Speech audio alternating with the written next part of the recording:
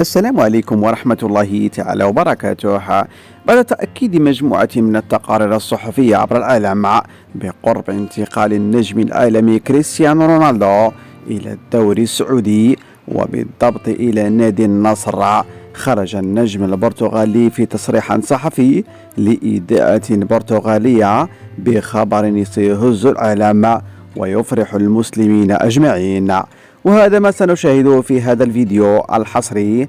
لكن قبل ذلك نرجو منكم الصلاة على نبينا وحبيبنا محمد صلى الله عليه وسلم.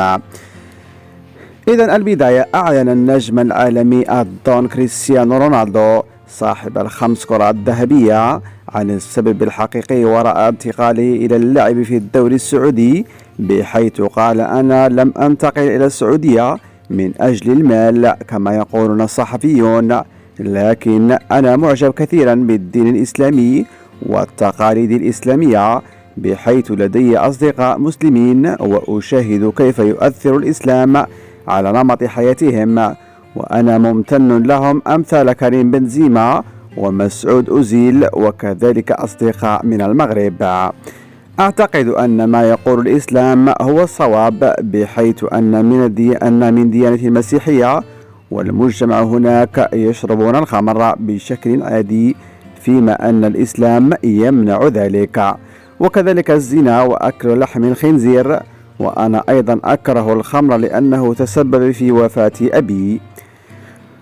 وحين كنت في قطر شاهدت الناس هناك كيف يعيشون، وتفاجأت صراحة، لأن الغرب دائما ما يصورون لنا أن المسلمين إرهابيين ومجرمين، ويحاولون بشتى الطرق تشويه الدين الإسلامي والمسلمين جميعا، لكني اكتشفت العكس تماما. الشعب الإسلامي طيب ومضياف ودينهم جميل جدا، لذلك فكرت في المجيء للمملكة العربية السعودية، لأنها عاصمة الإسلام والمسلمين ويوجد بها الأماكن المقدسة، وشعرت وكأنني مرتاح داخليا، وكأن شيئا ما يجذبني لهذه البلاد الطيبة، وذلك ما جعلني أفكر في الابتعاد عن كل ما هو سيء والاقتراب أكثر من الثقافة الإسلامية العربية، لأن هذه الحياة فانية في الأخير.